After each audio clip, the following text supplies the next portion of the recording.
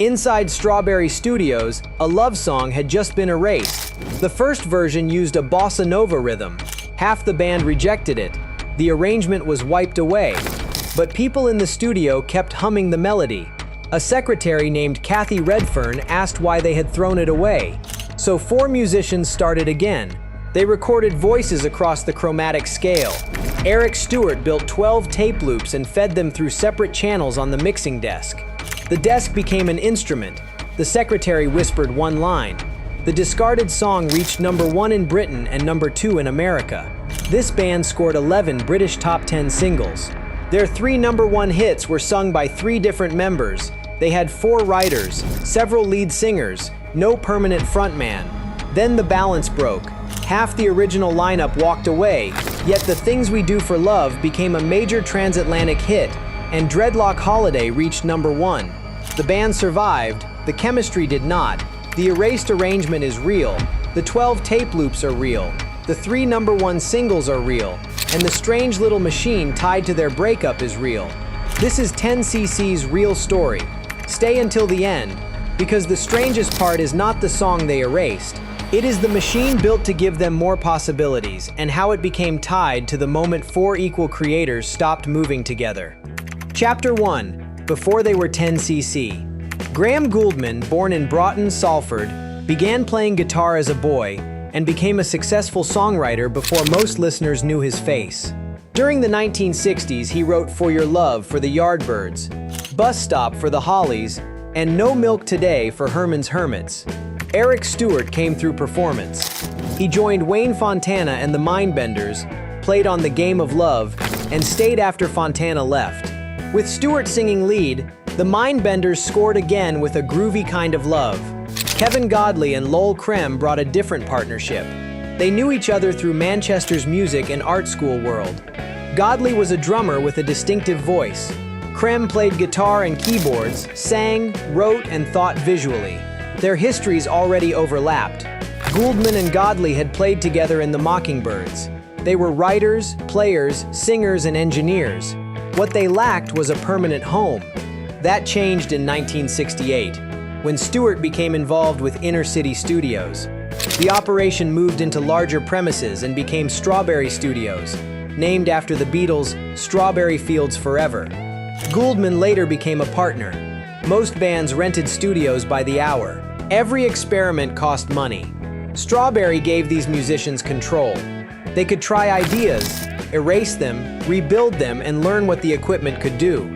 American producers Jerry Casonets and Jeffrey Katz hired different combinations of the musicians to create bubblegum recordings under invented act names.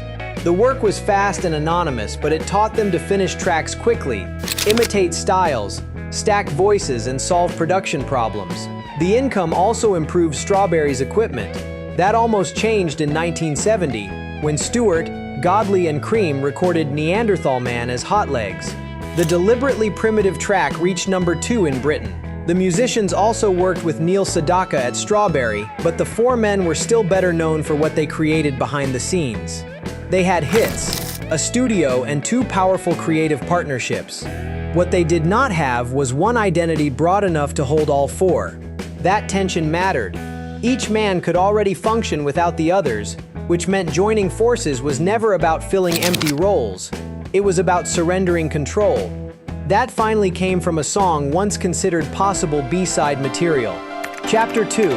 4 Writers, No Leader. The song was called Donna, written chiefly by Kevin Godley and Lol Creme.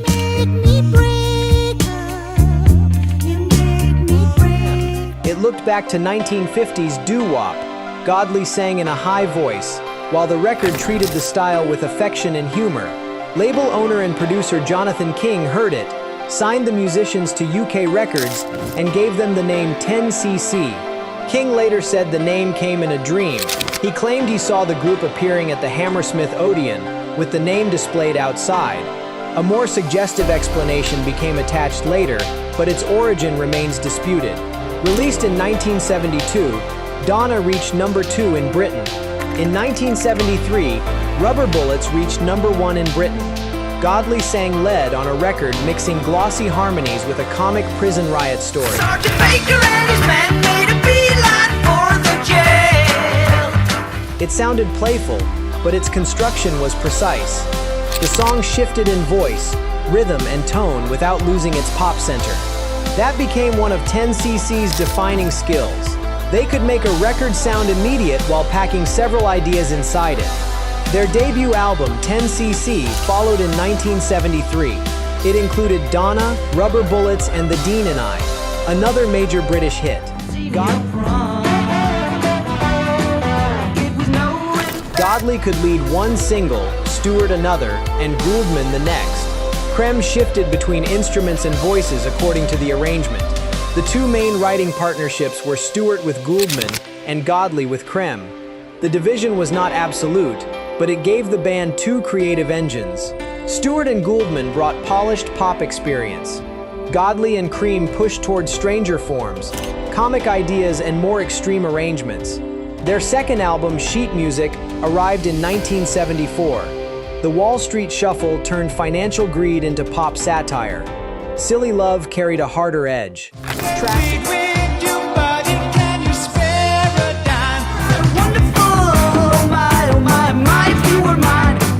Tracks including The Worst Band in the World and Clockwork Creep showed that 10cc had no interest in staying inside one style.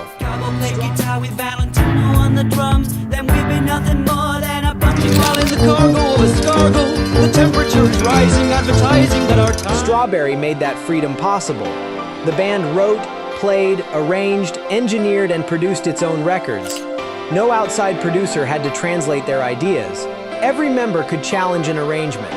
An idea survived only when the others were convinced. At their best, four strong opinions produced something none of them would have made alone.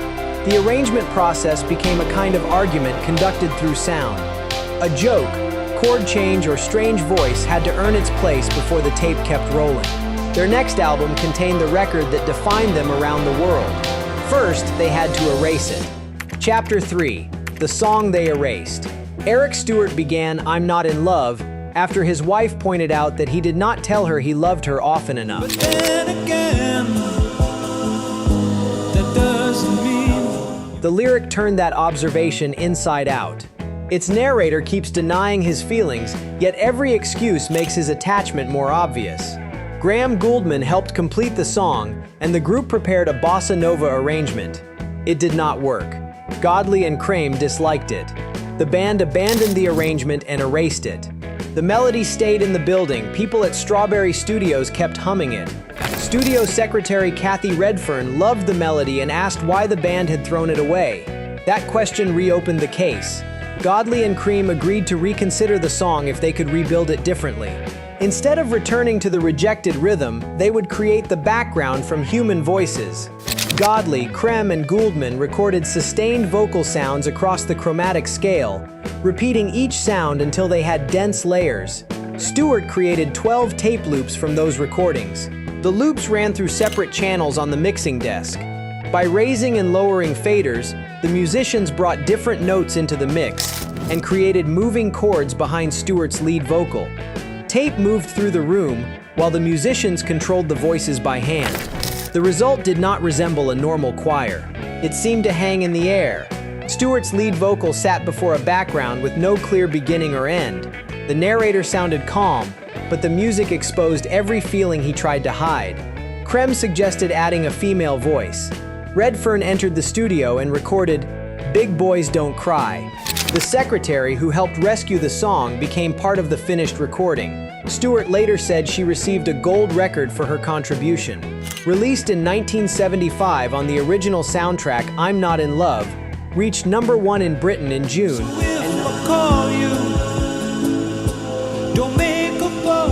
And #2 on the American Billboard Hot 100. A song rejected inside Strawberry had become 10cc's greatest international breakthrough. The breakthrough made their independence look effortless from outside. In reality, the record existed because rejection, embarrassment, and stubborn curiosity had all been allowed into the room. Its success also changed the band's business position. They moved from Jonathan King's UK Records to Mercury, although the exact financial terms repeated later are not secure enough to state as fact. The original soundtrack also included Life is a Minestrone and the multi-section Une Nuit à Paris.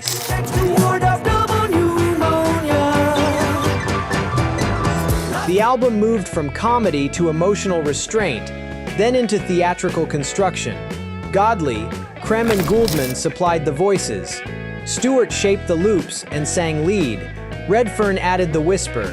For one recording, 4 independent creators became one instrument.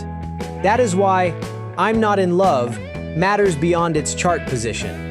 It captured what 10cc could achieve when disagreement led back into collaboration. And if stories like this are why you still love hearing how classic records were made, subscribe to the channel. Because the song's success did not remove the tension inside 10cc. They had proved they could build almost anything together. Now they had to decide whether they still wanted to build the same things. Chapter 4. Success creates 2 bands. The success of I'm Not in Love changed how the industry saw 10cc. They now had an international record large enough to raise expectations. From outside, the group still looked united. Inside Strawberry, the 2 writing partnerships were becoming more distinct. Eric Stewart and Graham Gouldman remained comfortable recording albums, releasing singles and touring. Kevin Godley and Lol Krem wanted more room to experiment and were growing tired of the album and tour cycle. Released in 1976, How Dare You became the final studio album by the original quartet. The music still sounded inventive. Art for Art's Sake carried a strong Stewart Gouldman hook. I'm Mandy Fly Me grew from a commercial image into a carefully built pop narrative. Give me your mind. Try me, Monday, fly me away. Gouldman later said clouds were gathering during the album. Godley felt the group was becoming too safe and predictable. Stewart and Gouldman still believed in the path they were following. What should 10cc become next? The answer became tied to a small mechanical device. Godley and Krem had been developing the Gizmo, later called the Gizmotron. Motor-driven wheels pressed against guitar strings, creating long, sustained tones that could resemble bowed instruments. The machine could produce orchestral or string-like textures without hiring a full string section. For a group built around studio independence, the idea made sense.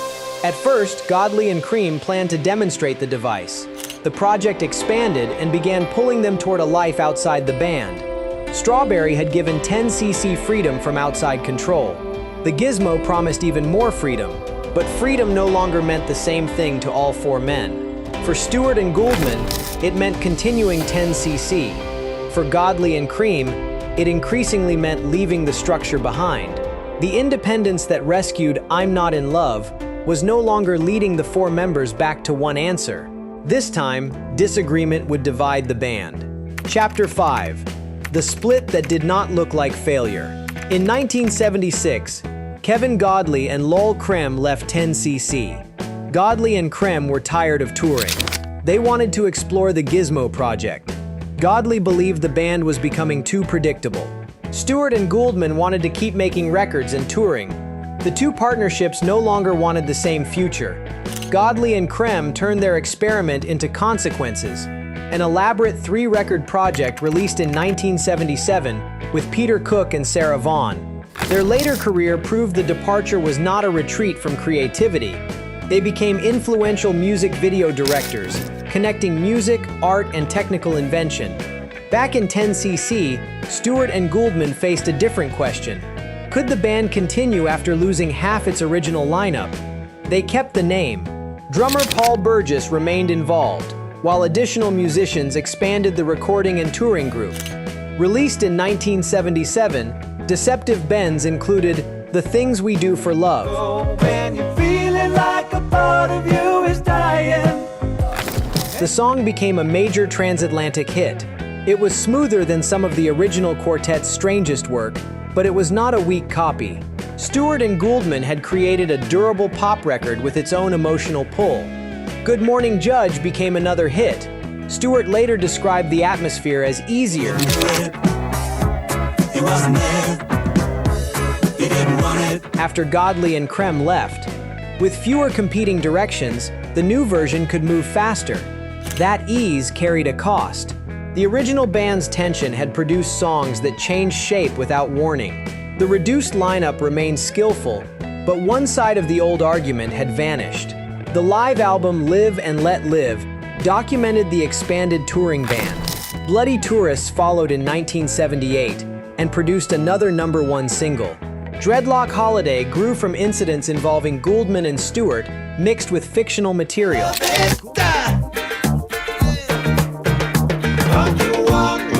Gouldman sang lead, and the song reached #1 in Britain.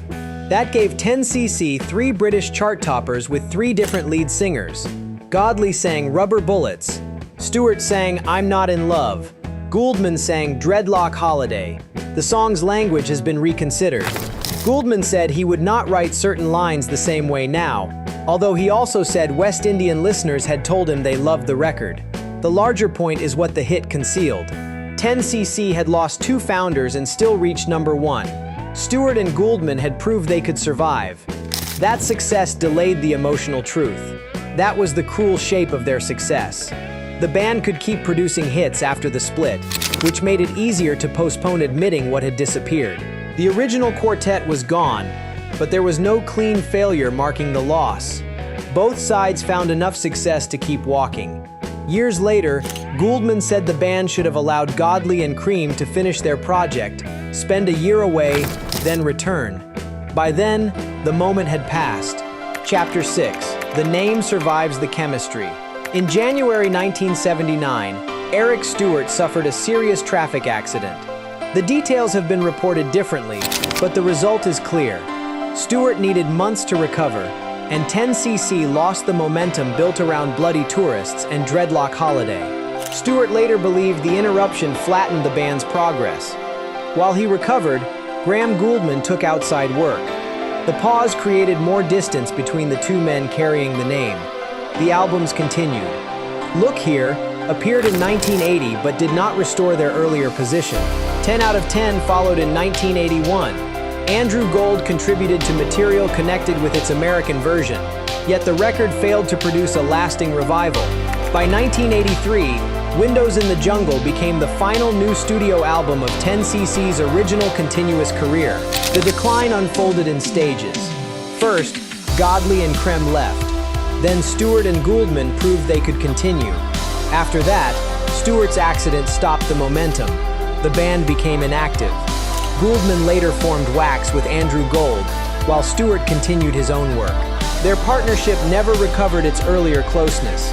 In 1992, all 4 originals became associated with a new 10cc album, Meanwhile. On paper, it looked like the reunion listeners wanted. The reality was more limited. Gary Katz, known for producing Steely Dan, handled the album. Godley and Creme participated, but they did not return as equal partners in the writing, arranging, and production system that had defined the quartet. The names were together. The old method was not. A final album, Mirror Mirror, appeared in 1995. Stewart and Gouldman largely prepared their material separately. Even a new version of I'm Not in Love could not repair the partnership. Gouldman eventually developed a touring version of 10cc around the classic catalog. Skilled longtime musicians helped keep the songs alive on stage. It was not the original 4-man band. It could not be. Kevin Godley later contributed through recordings and filmed appearances. Lowell Crane remained active outside the touring group.